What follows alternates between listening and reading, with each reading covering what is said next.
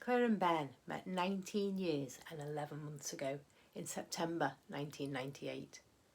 Ben was nearly 8 years old. He'd moved from Liverpool to Mould with his family. He joined Bryn Coch, which was the same primary school as Claire. Claire said that she remembers that the new boy made a bit of an impression. He had a huge blue bag, which seemed to be bigger than him, and he was a proper Scouser. As a proper Scouser myself, I'm going to give Claire the benefit of the doubt that that was a good thing. Well, there's no doubt that Claire and her pigtails made a massive impression on Ben. Within weeks, Ben told his mum that he loved Claire Sheffield. It was never just Claire, always Claire Sheffield. I don't know if this was for emphasis or to remove confusion with any other random Claires. By the time Valentine's Day came around 5 months after they'd met, Ben's mum, Catherine, had to buy presents for Ben to give to Claire Sheffield.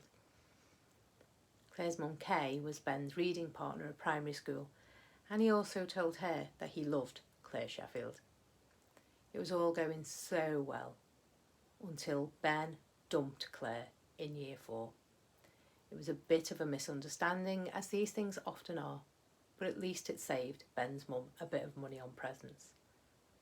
But they did remain friends. Every single photograph from years 4 to 6, Ben and Claire are sitting next to each other. A lot happened after year 6. Let's just say the course of true love didn't always run smoothly, and at their wedding I shared much more of their will they, won't they love story, but I'll keep this brief and skip straight to the proposal. Ben knew that he wanted to propose, but he decided that he wanted to go down the traditional route and asked Claire's dad, Robert, for her hand in marriage. Ben asked the question. Robert couldn't have been more thrilled. Despite just having had surgery on his feet, he literally jumped for joy and said, "I've been waiting years for you to ask this," and then said, "Ow." Ben designed Claire's engagement ring, ordered it and picked it up the following month. It didn't leave his side. It was in a bag in his rucksack, and he took his rucksack everywhere, including the bathroom. Claire had started to think that this was a bit odd, but she didn't suspect the real reason. Ben planned to pop the question at Nunsmere Hall. It had been a sunny day and it had turned into a beautiful summer evening. They walked down the jetty. Ben was already feeling nervous, and then Claire dropped her phone in the water.